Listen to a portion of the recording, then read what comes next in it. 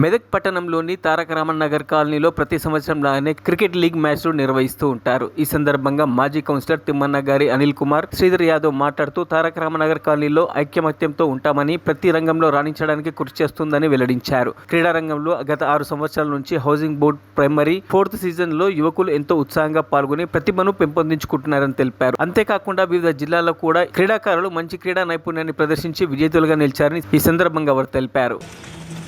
Housing board legal premier legal 4 ప్రతిసారి ఇది 4వసారి మరి ఆర్గనైజ్ చేసుకుంటూ యువత ప్రతి ఒక్కరు కూడా క్రీడాకారులందరూ కూడా చిన్న పెద్ద ఈసారి చూస్తే ఆల్రెడీ 9 ఏళ్ళు 4 ఏళ్ళు 5 ఏళ్ళు కూడా ఈరోజు నిండని పిల్లలందరూ కూడా చేస్తూ రేపు పొద్దున భావితరం వాళ్ళదే కాబట్టి క్రికెట్లో ఓటమి గెలుపు అనేది సహజం.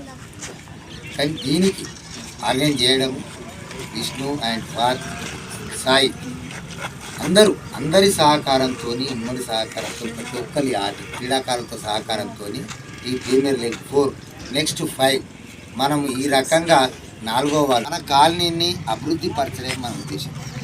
పండుగలు అనేటి బోనాలు కావచ్చు, అకేషన్స్ కావచ్చు, 2 రోజుల పండుగలు ఓకే, సంవత్సరానికి ఒకసారి వస్తాయి, మనం చేసుకుంటాం, అందరం కలిసి కట్టుగా చేసుకుంటాం.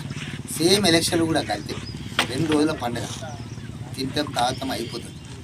గెలిచినోడు అటు మనం ఇటు, కానీ ఓటేసినందుకు ఖచ్చితంగా నిలదీసి మన వార్డు సమస్యలు ఏంటి, ఆ సమస్యల మీద పోరాటం చేసేందుకు యువత ముందుకు రావాలి. మరిన్ని అప్డేట్స్ కోసం మా ఛానల్ని సబ్స్క్రైబ్ చేయండి.